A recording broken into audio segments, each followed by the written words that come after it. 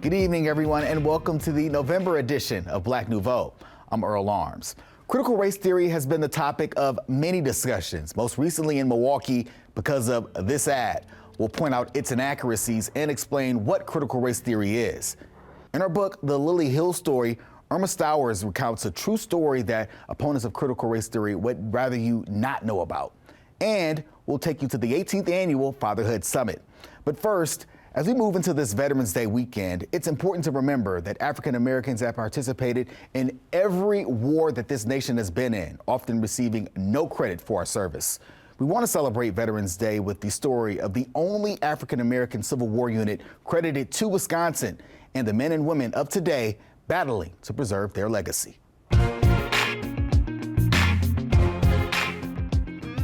Actually, I'm getting kind of nostalgic.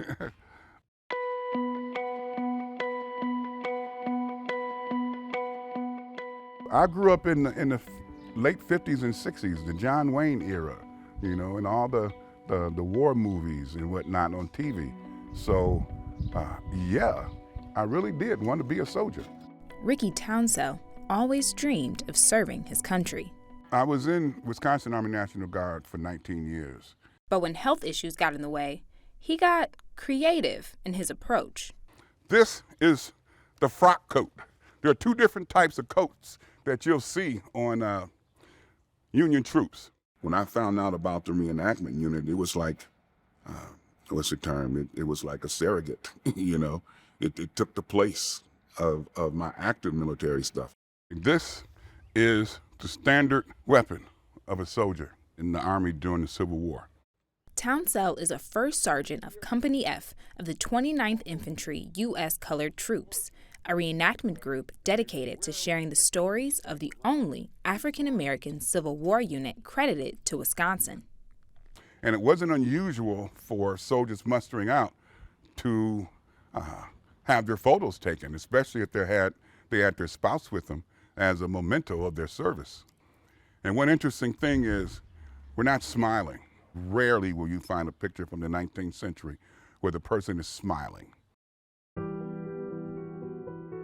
Nationwide, United States colored troops made up nearly 10% of the Union Army, although they were banned from joining until 15 months into the war.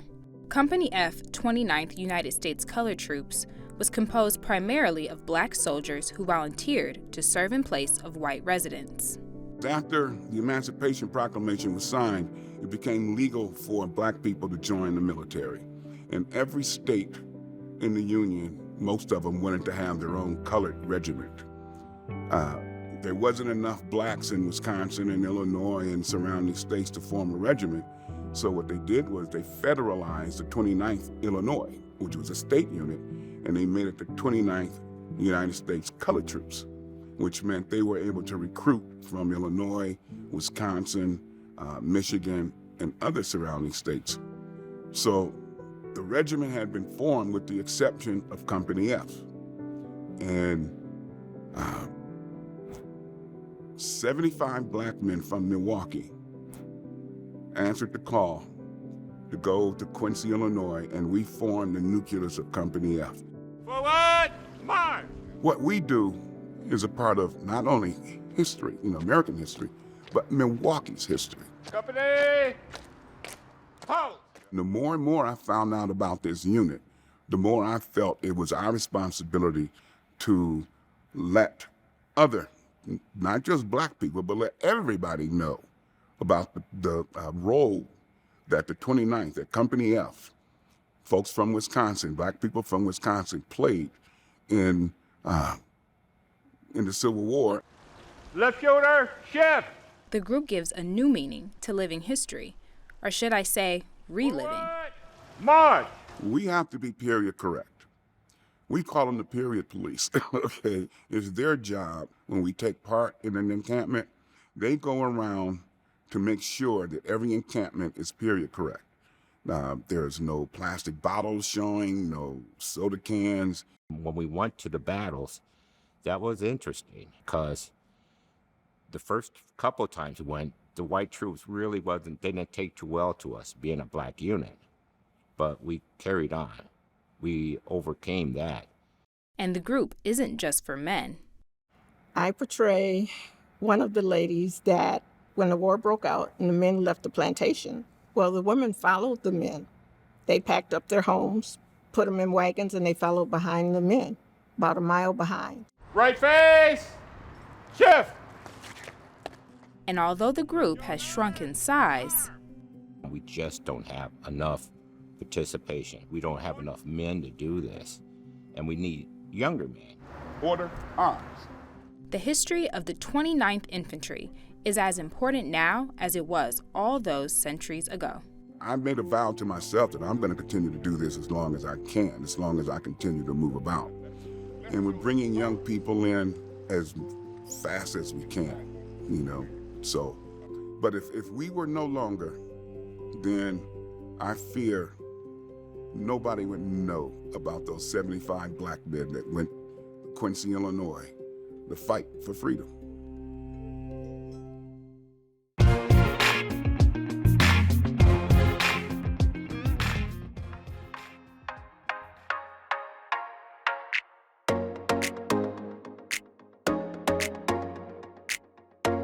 Last month, the Milwaukee Fatherhood Initiative held its 18th annual summit at Destiny Youth Plaza. Hundreds of dads attended. There were speakers, vendors, and workshops to assist fathers with resources and to make sure the dads are aware of the assistance available to them. Today's event means that there's hope. Being a first-time dad, I didn't think there were a lot of resources. And then I saw this program on my phone. I was at work and I was like, oh, you know what? That's not too far from my house. Let me check it out. There were a lot of things for fathers, whether it be first-time fathers or fathers in general, to come and see where you can get help or where you can volunteer. So it's, I think it's pretty awesome. It's to see that there's something in place for fathers, because there's a lot of things in place for mothers. And then you have a lot of good fathers out here that's just trying to get by, and we have a lot on our plate, and it's like we're overlooked. So to see a program that's designed for fathers, it gives fathers who are feeling down a little hope. Many of the dads were single fathers. Others were first-time dads. 54-year-old Robert Cooper was both. 54. 54. Yeah. How has that been for you? At first, it was a little scary, but look at this face. After that, it was like, thank you, God. Being a first-time father, I was reaching out. I was like, well, what do you do? I'm new to all of this. So I was looking for programs like, I need some help, and I'm not ashamed to ask for help, and I think in order to be successful, you ask for help, because that's how you learn and how you grow. And you would be crazy not to ask for help or resources to help produce and raise a young man like this. Right, boo? Today is interesting. It influenced the fathers because it's available to them when often they don't know that they need the services that are available. So they'll find out that there may be a deficit in their lives. And after that, they have people coaching them on how to overcome those challenges. They get the tools, they get the resources. And immediately after getting the resources, they have another individual who can contact them afterwards. We have people from the Milwaukee Fatherhood Summit who are going to make a regular conversation and discussion with them. We plan on having meaningful mini summits or smaller versions of this where we'll have a central focus. We invite different sectors. So this is the beginning of that. So I believe right now what makes a difference is that the father is going to be more engaged with himself, just as he's going to be more engaged with his family. The message behind the summit was you're not alone. A group of fathers who often feel alone are formerly incarcerated dads That's why the summit had father, local entrepreneur, and ex-convict Ed Henning talk to fathers who have also been incarcerated. I was absent 20 years. No matter what I've accomplished in these last 7 years, I'm just old dad to them. Very humbling experience. I was introduced today as somebody that was a living legend in my community. Not to my kids. Not to my kids. I'm that man that was missing for 20 years. And I got to live with that for the rest of my life. In the urban community, there's quite a few of us that have been to prison, me, myself being one of them. So being able to share some insight on how my journey has been since I was released from prison and how it's been for me reconnecting and introducing myself to my children, and maybe I can be helpful in that area for other people. Right, sometimes we say things like, walk it off or man up. What does that mean, right? And what does emotional health look like with regards to managing things like anger or even love? Today we offered a workshop for about 2 hours called Intend Dad. Intend Dad is all about the intentionality with regards to fathers and our impact on increasing healthy birth outcomes and, of course, in reverse, decreasing infant mortality. So fathers got together and we asked essentially one key question. That one key question is, do you plan or would like to become a father within the next year? So based upon the answer to that question, fathers were able to discuss things like prevention, intervention, healthy relationships, if the answer was yes, and things of that nature. So the focus was to have a safe discussion, right, in a productive space around intentionality with regards to the value of fatherhood as it impacts our community. Mayor Cavalier Johnson also spoke at the summit. There's a myriad of tools, a myriad of services that are here. And I want for the fathers who are present at today's event to take a look deep within themselves to know where they are in their fatherhood journey and to go to the resources that they need to improve the position that they're in right now. Even in my household, I have to partner with my wife on how to raise my children. Absolutely. Right? So even if the individual, your wife or the child of your mother is not in the home with you, why don't we still partner with that woman to raise our child? I want them also to take away the fact that they're not in this alone. They're not. The city is here as a partner, and we're being a convener to bring all these resources under one roof so that they're easily accessible to the fathers here in our community. In addition to assisting with resources, the day was also about an appreciation of fatherhood. These are me. They're pieces of me, droplets of me. If your arm get amputated, you're gonna go retrieve your arm and hope you can get it to the hospital and get them to put it back together. That's part of you. So my kids are part of me. If I had 10 of them, I would have to do the same thing. It's no disowning or this child has an attitude with me, so I'm gonna give up. No, I gotta keep pushing.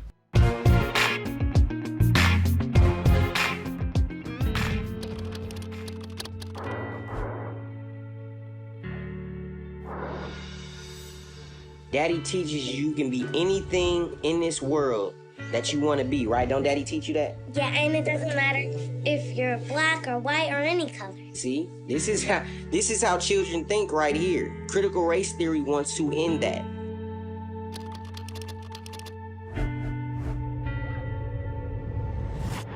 I pledge allegiance to the flag of the Afro-American people. Not with my children. It's not gonna happen. You can make friends. Yeah, you can make friends, no matter what color they are. So we need to stop CRT, period, point blank. Children do not see skin color, man. They love everybody. If they're good people, they love them. The truth wins if we're all brave enough to tell it. That is the ad that sparked the controversy over critical race theory. It has been shortened since its original posting in September. Joining us now to discuss what's wrong with it are the Milwaukee Journal Sentinel's James E. Causey and Dr. Robert S. Smith. the Harry G. John Professor of History at Marquette University. Thank you both for joining us. James, you wrote about the piece, about the video. What made you write about it? What was your major concern with it? Well, I first wrote about it because when I first saw the ad, I thought it was a spoof. I didn't think it was real. It came on during a Packer game. And when the first time I saw it, I DVR'd it and reversed it because I was like, is this real or not? And I posted it on my Facebook page. And I saw that I got a lot of reactions from it, so I knew I had to write about it because it was just it was so filled with lies that I had to get the public straight on it. Dr. Smith, you're an educator. What is critical race theory and what do people need to know about it? Well, the first thing is the public conversation about it is just marred with lies and misinterpretations and misdirection. Critical race theory is this brilliant intellectual approach to studying the nation's past, its present, and all the various ways that we've seen and experienced injustice, various disparities and their roots. And it says if we look at the legal functions in our society, if we look at our policies, we can learn about those injustices. We can learn and understand how over the last several hundred years our system has been shaped to not only enforce those injustices, but to perpetuate them as well. But it also teaches us how to use the law to effectuate social change. And it does something very brilliant, which is it takes voices that are oftentimes left out of that history, oftentimes the folks who experience some of the worst parts of that history, and says, let's center those voices, and then let's think about this in even more complicated ways by considering that we might have multiple identities, the intersections that we bring to the table, and adding that into the historical conversation and the contemporary conversation. Now, the key thing is, in order to do this, you have to spend a lot of time with a lot of case law, and you have to spend a lot of time with a lot of policy, and you have to spend a lot of time with a lot of legislation. So this is really graduate level, law school level education and training. All this nonsense that kids are being taught, critical race theory, is impossible because it's that heavy of a discourse to really consume. So why is there such a misunderstanding about that, and why is there so much ignorance around critical race theory? I'll open it up to either one of you. Well, I'll start with that. Well, there's ignorance on race. I mean, we haven't been able to really understand and talk about race even as adults. And so my whole thing with this is, like, why would we not want to understand more about race and race relations? Why aren't we having these conversations? We don't have a conversation mainly as adults across racial lines. When we do, it usually turns into arguments, or we're looking for that quick turnaround. So why don't we want our young people to not make the same mistakes we made? That's my biggest issue with this. And so don't perpetuate it with lies and fear-mongering. Try to perpetuate it with truth. And that's what we need to do. Dr. Smith, we were talking about the dangers of some of the ignorance that's out there. So talk about those dangers with teachers, both rural and urban. Well, you know, just this entire moment, it's not only that critical race theory is the emblem that's being propped up as the problem. This entire conversation that we need to have about race and need to have in our schools about race is under attack as well. We see teachers being threatened and intimidated, that in which the ad does, that puts that teacher at risk because folks might respond to that ad as we've seen crazy people do over the last several years. We've seen hostility at school boards over these kinds of issues as well, and this is particularly pronounced in our rural and exurban areas. You know, this is where we've heard from teachers specifically saying, we have to teach this stuff here. We have to be able to have these conversations because our kids are not experiencing the kind of diversity that they ought to.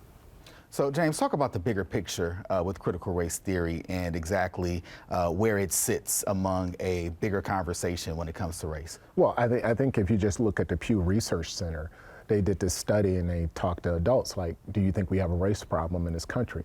Most African Americans say, yes, we do. A lot of whites, about half, say, yes, we do. So just based on that, it shows you that we need to have more conversations and really talk about it. We have a long ways to go when it comes to educating the public and educating ourselves when it comes to race. We talk about it all the time. Me and my wife, my family, we talk about it in our little circles, but we need to talk about it more collectively. We need to bring more people in so we can have these conversations so they can understand where we're coming from and where they're coming from. If that doesn't take place, we're never going to get any place. So, Dr. Smith, I'll ask you, where does the responsibility sit with when it comes to talking about race? Is it the schools? Is it the family? Is it both? What do you think? Well, it's everybody, and we're not going to ever get around or get outside of a moment where we can't talk about race. It's central to so much of what we experience on a regular basis. And this is also the nerve that critical race theory touches, quite honestly. When we look at law, when we look at policy, when we look at our Constitution, when we see the ways that these core institutions prop up the various injustices, it's critical race theory and other approaches like it, informed by similar kinds of ideas, that help to expose so much of the history and so much of the realities that we need exposing, so then we can have a conversation about it. If we don't, as James mentions, if we don't talk about this stuff, it's not like it disappears.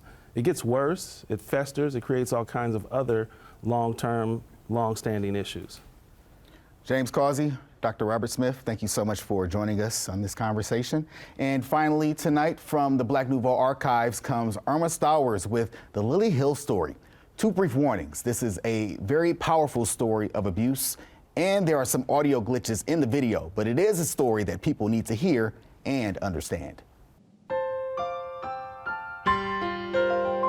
Irma Griffin Stowers lived in fear the first 15 years of her life. I was scared to go to sleep at night. I'd be screaming at night. Don't let them get me. Don't let them get me. Growing up in the 40s for a black person in Mississippi was sometimes a dangerous thing. Irma Griffin Stowers grew up in Carthage, Mississippi, and shared her story of growing up in a time of crisis and hatred. It was hard living in Mississippi. As a child, it was very hard for me because the way my parents was treated and the way I was treated, and my sisters and brothers, we had a hard life. But my father, him and the peoples that he worked for, they were nice and they got along good. So it was good people and it was bad people. Stowers captured this time and place of our history in the book she wrote, The Lily Hill Story. Lily Hill is a wooded area where they take black people and whip them or hang them. And her family experienced Lily Hill firsthand after her father had a confrontation with a white man. He was crying to my mom. He said, I just hit a white man. About an hour later, they came with dogs, trucks, on horseback. And my mama had hit him in the loft.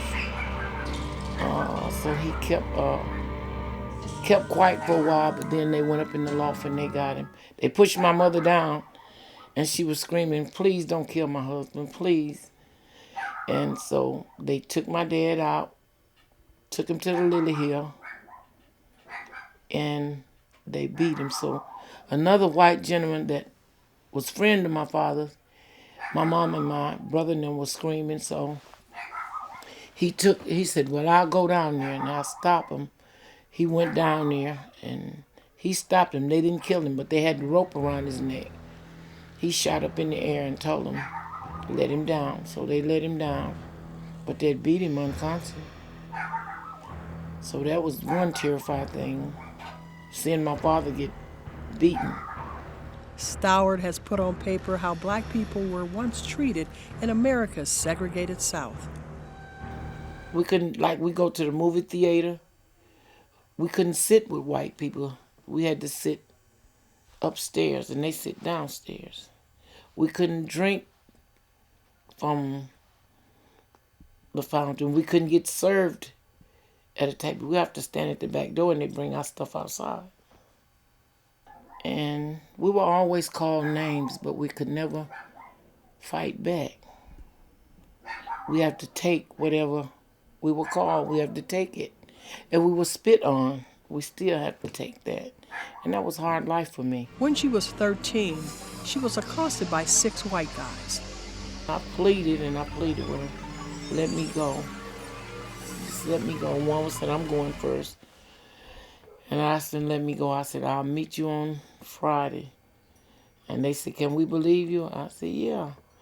So when I got in the house, they let me go. And when I got in the house, my mother and father was up. They said, didn't we hear you screaming out there?